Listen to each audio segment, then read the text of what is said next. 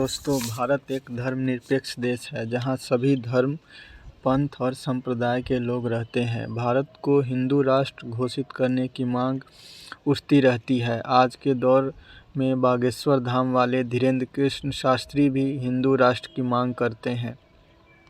स्वतंत्रता प्राप्ति के समय धर्म के आधार पर देश का बंटवारा हुआ था। मुसलमानों ने अपने लिए पाकिस्तान की मांग की थी।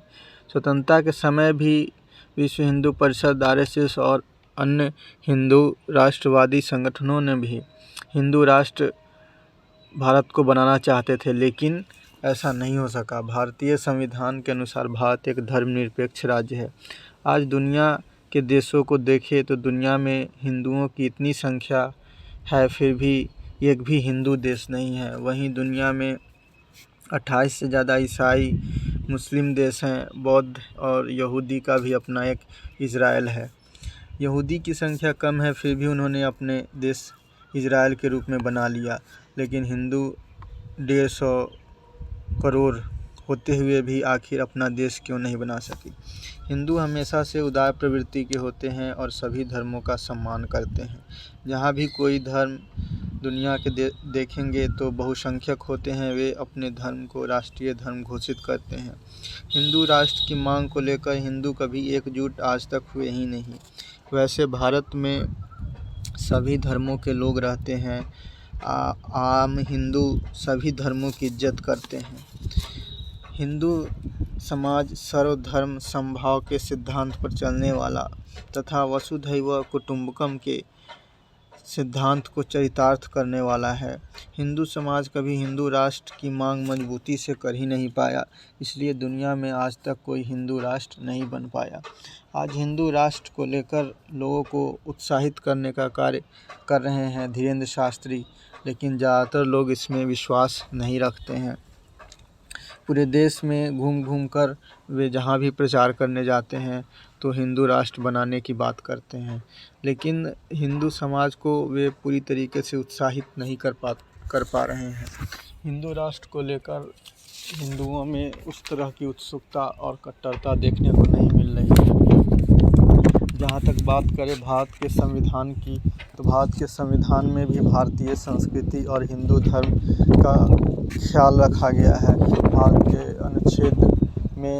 भारत के संविधान के अनुच्छेद में गौ हत्या को बैन लगाने की बात की गई है और साथ ही भारत के जो मूल कर्तव्य हैं उसमें भी भारत की संस्कृति को संरक्षण देने और उस भारतीय सभ्यता और संस्कृति को संरक्षण देने और उनकी इज्जत देने की बात की गई है।